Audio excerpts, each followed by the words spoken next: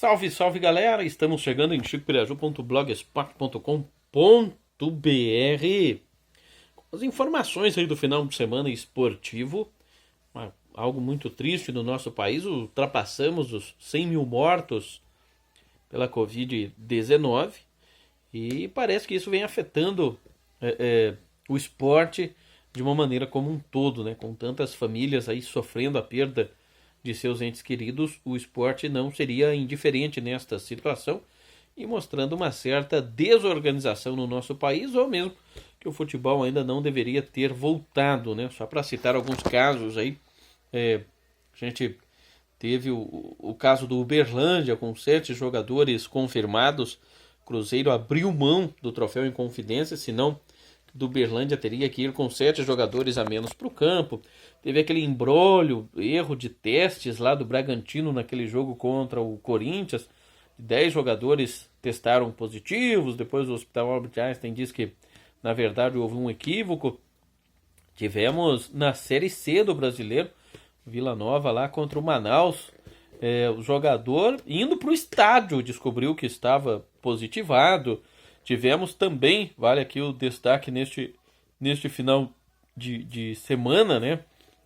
Teve o caso aí, o mais emblemático do Goiás e São Paulo. Os jogadores do São Paulo já estavam no gramado quando ficaram sabendo que a partida não iria acontecer por causa aí da situação. 9 jogadores do Goiás testaram positivo para a Covid. Então certa bagunça, né? O protocolo diz que o teste tem que ser feito no dia do jogo e, ao que consta, o Brasil ainda não começou a diminuir a chamada curva, que os especialistas entendem bem mais do que a gente, e com isto o esporte vem sofrendo também. Agora, sofrendo mesmo, como eu disse, vem as famílias que estão perdendo seus entes queridos, né? Porque a gente percebe que os jogadores aí, felizmente, por mais que a gente tenha tido inúmeros casos em algumas equipes aí, a gente felizmente não tem visto ninguém ficando numa situação muito delicada, muito grave, com exceção lá do massagista lá do Flamengo que perdeu a vida. Mas são 100 mil famílias, mais de 100 mil famílias que choram a perda aí dos seus entes queridos, e a gente presta aqui nossos sentimentos, nossas condolências a todas essas famílias, torcendo para que um remédio, para que uma cura seja descoberto o mais rápido possível. Nós vamos começar destacando aqui o Campeonato Brasileiro da Série A, que começou no final de semana. Botafogo e Bahia não teve, porque o Botafogo, o Bahia, jogou a final do Campeonato Baiano contra o Atlético Alagoinhas, empatou em 1-1, teve gol do Magno Alves para o Atlético Alagoinhas, o mesmo Magno Alves que na disputa de pênaltis perdeu a penalidade, e o Bahia foi campeão baiano mais uma vez. O Goiás e São Paulo, adiado por conta dos casos de Covid-19 no elenco do Goiás. Não tivemos Corinthians e Atlético Goianiense, o Corinthians vice-campeão paulista, e o Palmeiras e Vasco, Palmeiras campeão paulista de 2020, Luxemburgo.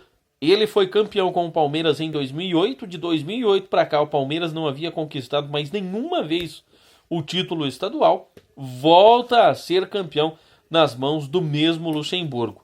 Jogou bem? Não jogou bem. Por estar no seu campo, um campo sintético, por ter uma folha salarial bem maior que a do Corinthians, o Palmeiras até criou mais chances, né? O Cássio fez um milagre no primeiro tempo, o Verdão saiu na frente ali no segundo tempo e o Corinthians empatou aos 50 do segundo tempo numa cobrança de pênalti, que foi pênalti. Não adianta o torcedor do Palmeiras chiar, porque foi pênalti. E o jogo botou nas redes, né, dando um pouco de emoção. O jogo não foi tão bom assim, não. Poucos lances de perigo, pouco trabalhou o Everton, pouco trabalhou o Cássio, com exceção do milagre que fez ali no primeiro tempo. E nós tivemos aí nas disputas de pênaltis, aí brilhou o goleiro Everton, né? Ele foi certo na cobrança do jogo, no final do jogo, e foi no lado certo em todas as cobranças de jogadores do Corinthians. Os únicos que conseguiram aí a conversão foram os titulares Jô e Danilo Avelar, além do Sid Clay. Cantillo e Michel Macedo desperdiçaram as cobranças. Aliás, muita gente perguntando por que somente esses 2 titulares, né, Danilo Avelar e Jô, bateram os pênaltis, os demais nas costas aí dos garotos, né, que são reservas.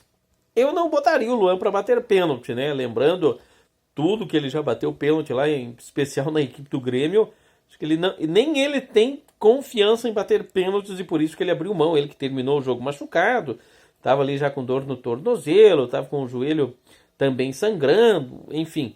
Mas o pessoal pegando no pé do Luan por não ter batido o pênalti, eu não botaria, né? Mas o Cantillo, que também tinha histórico de já ter perdido o pênalti, é outro que eu não botaria. Se sentiu confiante, foi bater o goleiro Everton, se consagrou nos pênaltis ali, para sorte do Gustavo Gomes, né? Porque senão seria crucificado pelo torcedor palmeirense.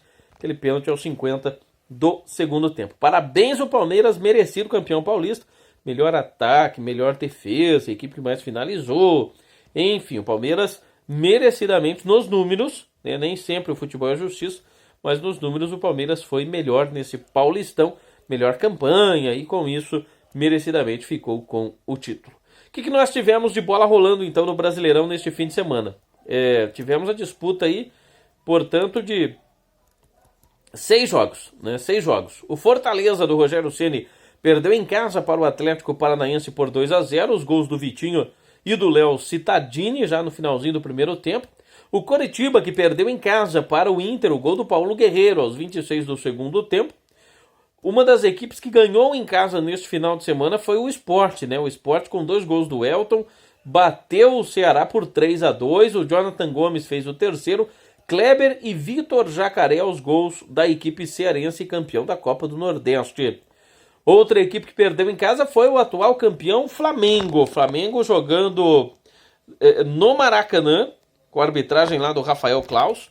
Perdeu para o Atlético Mineiro, gol contra do Felipe Luiz. Aqui brilhou a estrela do Sampaoli. E vou explicar por quê, né? O Flamengo começou em cima, começou bem melhor do que a equipe do Atlético Mineiro. Aí ainda no primeiro tempo teve uma mudança ali, que deu uma cara nova na equipe do Galo. Teve esse cruzamento do Guilherme Arana, uma infelicidade do Felipe Luiz na passada, botou a bola dentro da rede. Ainda no primeiro tempo o Flamengo teve algumas chances, o Arrascaeta perdeu uma clara, o Bruno Henrique chutou uma bola na trave. No segundo tempo, mais mudanças, o Atlético Mineiro percebendo ali que, inclusive, o Flamengo chegou a ficar com 5 centroavantes, 5 jogadores de frente, mas eu acho que o técnico, o tal do Dom lá, que veio da Catalunha, ele botou 5 atacantes e não botou quem armasse, né? Daí sobrou coitado do Ilharão no meio campo, não conseguiu municiar a rapaziada lá na frente, e o Atlético Mineiro foi melhor no segundo tempo, né? No segundo tempo, um baile do Sampaoli. Sampaoli, que o ano passado terminou vencendo o Flamengo, ele treinava o Santos, foi aquele 4-0. Aliás, o ano passado o Santos do Sampaoli deu muito trabalho no primeiro turno para o Flamengo, e o Flamengo que passou o Brasileirão inteiro do ano passado sem perder, jogando no Maracanã, veio a perder agora na primeira rodada deste Brasileirão 2020 para a equipe do Atlético Mineiro. Ou seja, o Atlético Mineiro com reforços de peso, com aí a experiência do Sampaoli, já mostrou o cartão de visitas e mostra aí ser uma equipe muito bem preparada, né? O Flamengo tropeçou, mas é aquele tropeço de começo de campeonato que pode ter, né? A equipe, como eu disse, criou muitas chances e não foi feliz na finalização. Gabigol, 5 jogos já sem marcar, hein? 5 jogos em que o Gabriel não marca, ele já igualou o pior recorde dele com a camisa do Flamengo, que foi justamente do início dele no Flamengo, com 5 jogos também sem saber o que é marcar. Agora que o técnico errou em tirar o Gerson, ele errou, né? Pelo menos esse é meu ponto de vista. Atlético Mineiro não tem nada a ver com as substituições, teve a sorte aí do Felipe Luiz botar contra o próprio patrimônio e foi muito competente na defesa, conseguindo segurar aí os 5 jogadores de frente da equipe do Flamengo. Quem se deu mal foi o Peixe, né? O Peixe, o Carlos Chances desperdiçou um pênalti, chutou mal, chutou para fora. Saiu na frente com a ajuda do goleirão do Red Bull Bragantino, que não é o Júlio César. O Marinho chutou de fora da área, o goleirão engoliu. Mas aos 47 do segundo tempo, o Claudinho, que o ano passado foi o grande destaque, sensação do Red Bull Bragantino, esse ano virou reserva, o Claudinho acertou um chutaço e empatou o jogo final, Santos 1, Red Bull Bragantino 1, o único empate até aqui desta primeira rodada. Grêmio e Fluminense, O Grêmio jogou melhor e coitado do Odair Hellmann, né? Ele treinava o Inter e nunca conseguiu vencer o Grêmio na arena do Grêmio. Foi pro Fluminense. Até criou algumas chances, é verdade, mas o Grêmio foi superior, foi melhor. E o Grêmio, já sem o Everton, já negociado com o futebol português, com o PP jogando demais, teve o gol do Diego Souza. No finalzinho do primeiro tempo, o Diego Souza está marcando o gol, que é uma barbaridade. O Thiago Neves não se encaixou ainda, mas o Diego Souza já encaixou e acertou direitinho na equipe do Grêmio, está fazendo muitos gols. Diego Souza, Grêmio 1, Fluminense 0. Com 6 jogos realizados, a classificação então tem o Atlético Paranaense, o Sport, o Grêmio, o Atlético Mineiro, o Inter, todos com 3 pontos ganhos. Santos e Red Bull empataram, então são as equipes que têm 1 ponto ganho até aqui. Botafogo, Bahia, Corinthians, Atlético Goianiense, Goiás, Vasco e Palmeiras, além do São Paulo e do Ceará e do São Paulo, né, não jogaram, não tem pontos. Aí as equipes que perderam, Ceará 16º, Fluminense 17º, Flamengo 18º, Coritiba 19º e o Fortaleza segurando a lanterna. São as emoções do Brasileiro da Série A, que volta agora na próxima quarta-feira. Tem a segunda rodada para alguns, a primeira rodada para outros. O Brasileirão da Série A já tem bola rolando. Brasileiro da Série B, nós tivemos Cuiabá e Brasil empatando em 0-0. Esse foi o primeiro jogo da competição. Gol mesmo só no segundo jogo. O Paraná saiu vencendo o Confiança lá em Sergipe por 2-0. Confiança, muitos jogadores também aí desfalcados, né? Renan Bressan e Gustavo Mosquito fizeram os gols do Paraná, mas o Confiança foi atrás. Danilo Pires aos 27 do segundo tempo e Iago aos 50 do segundo tempo. Confiança 2, Paraná 2 foi o placar final. Tivemos o Juventude de virada, batendo o CRB por 2-1. Léo Gamalho marcou de cabeça para a equipe do CRB. O Juventude já havia perdido um pênalti com o Renato Cajá, mesmo o Renato Cajá que fez um golaço do empate, e Breno virou para o Juventude 2-1 placar final. Quem começou muito bem, obrigado, foi o Operário, equipe paranaense jogando em seus domínios no Germano Krieger, na cidade de Ponta Grossa. Douglas Coutinho, Pereira Contra e Marcelo, os 3 gols do Operário, o gol de honra do Figueirense, o Diego Gonçalves de cabeça. Quem começou bem também foi o Cruzeiro, né? O Cruzeiro começa com -6, por causa de não ter pago o empréstimo lá do jogador Denilson. Cruzeiro 2, Botafogo de Ribeirão Preto 1. O Kaká de cabeça marcou para o Cruzeiro. O Wellington Tanque fez o do empate do Botafogo aos 40 do segundo tempo. O resultado era péssimo para o Cruzeiro, que começa 6 pontos atrás, né, de todo mundo. E depois o Jean, aos 42, deu números finais, a molecada do Cruzeiro fazendo o dever de casa, 2-1 sobre o Botafogo. O Cruzeiro, com menos 3 pontos ainda, lanterna, vai enfrentar o Guarani fora de casa na próxima rodada. Vitória 1, Sampaio Correia 0, gol do Thiago Carleto de pênalti. Quem gastou a bola foi o Gaston Rodrigues do Avaí, né? 3-1 sobre o Náutico, 2 gols do Gaston Rodrigues, um deles aos 48 do segundo tempo. O Carlão Contra também fez um para o Avaí, o Chiesa fez o gol de honra do Náutico. Tivemos o CSA também com muitos desfalques, conseguiu bater o Guarani.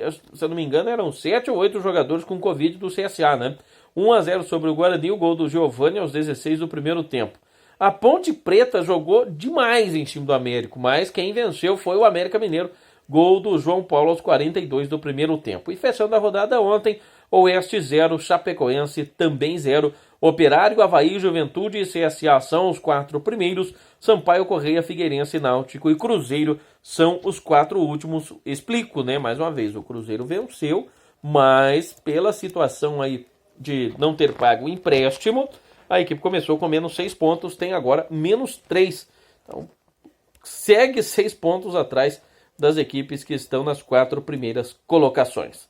Tivemos um jogo adiado também na Série C por conta de Covid-19, o jogo entre 13 e Imperatriz do Maranhão. Imperatriz do Maranhão com muitos jogadores, membros da comissão técnica, diretoria com Covid-19, e o jogo entre 13 de Campina Grande e Imperatriz não aconteceu. Tivemos Paysandu e Santa Cruz empatando em 0-0, o Manaus e o Vila Nova teve aquele caso lá confirmado no caminho do estádio, empataram em 1-1, é o Vila Nova de Goiás, né? O Rodrigo Fumaça fez para o Manaus e o Rafael Donato empatou de cabeça aos 49 do segundo tempo.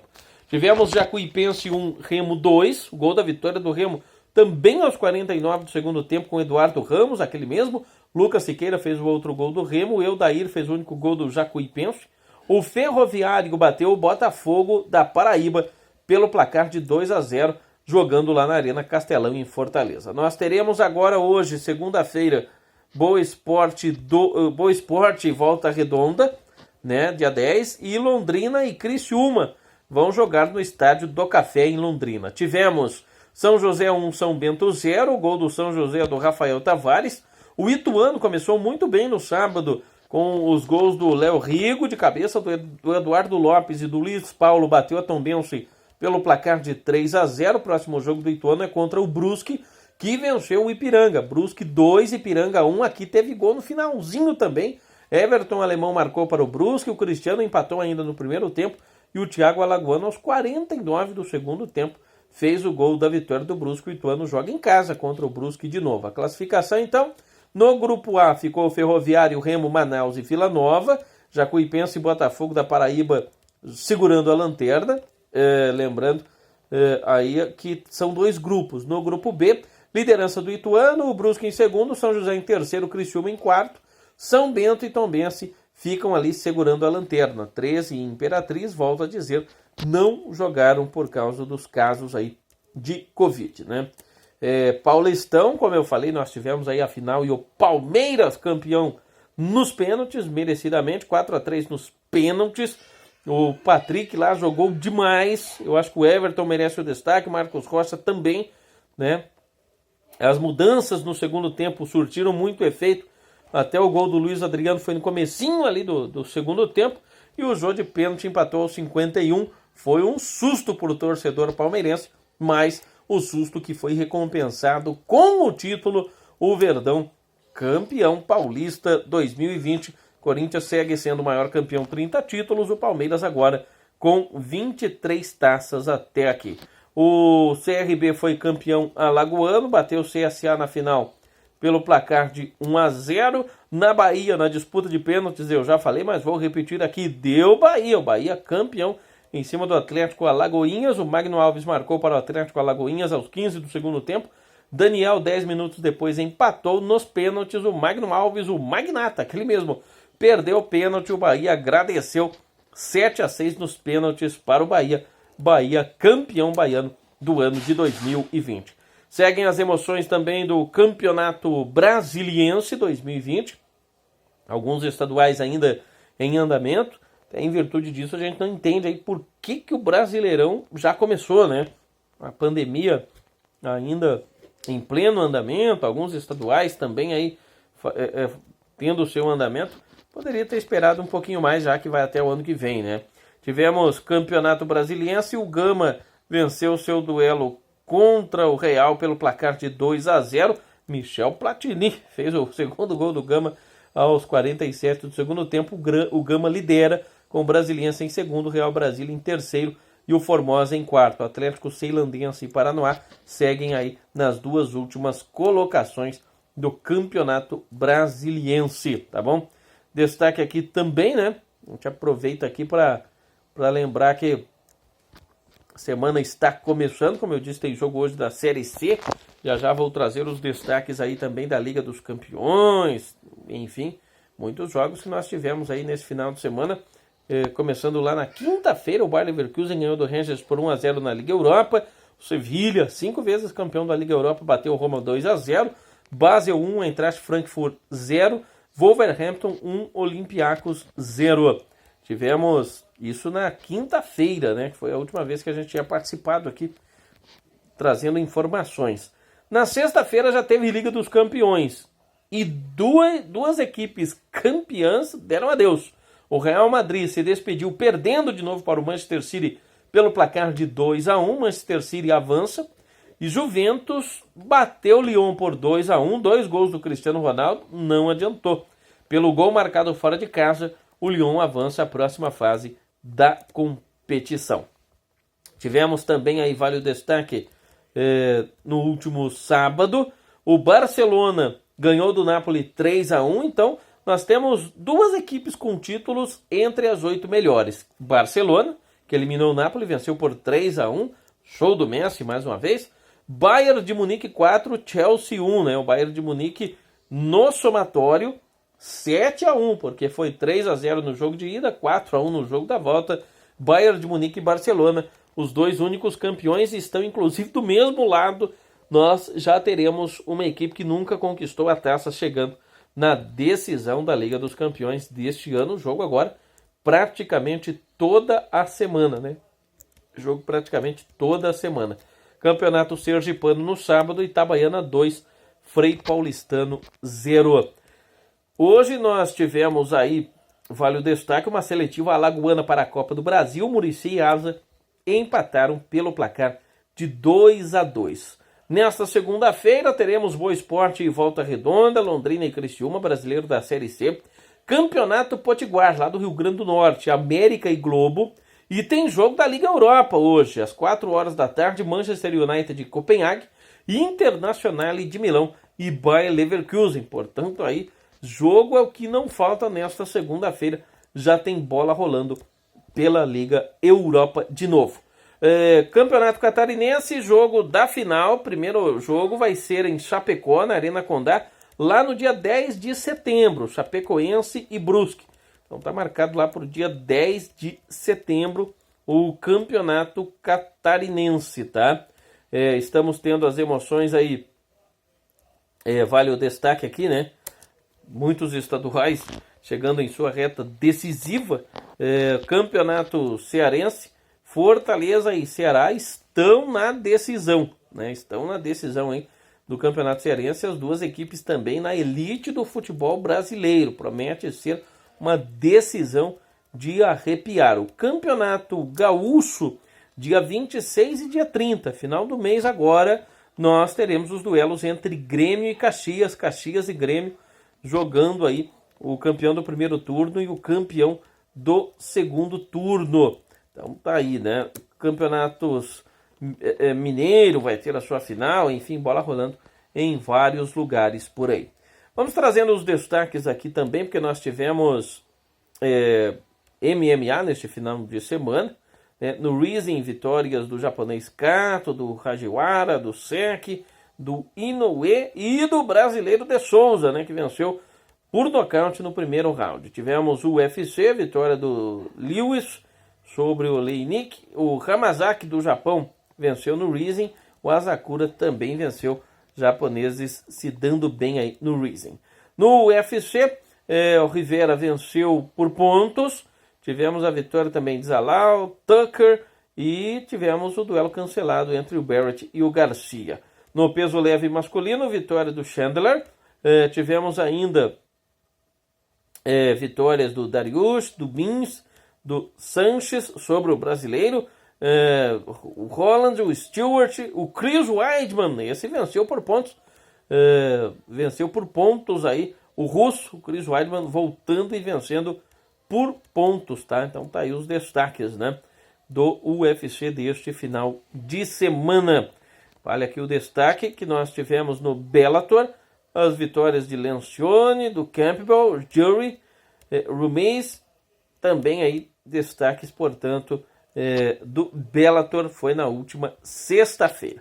Tivemos final de semana, GP de Fórmula 1, 70 anos da Fórmula 1 no circuito onde foi disputado o primeiro grande prêmio, e a vitória não foi da Mercedes, foi do Max Verstappen, que conseguiu impressionantes 11 segundos de vantagem sobre o segundo colocado Lewis Hamilton. Valtteri Bottas terminou em terceiro, Leclerc em quarto, Albon em quinto, Stroll em sexto, Hülkenberg em sétimo, Ocon em oitavo, o Norris em nono e o Kvyat na 10ª colocação.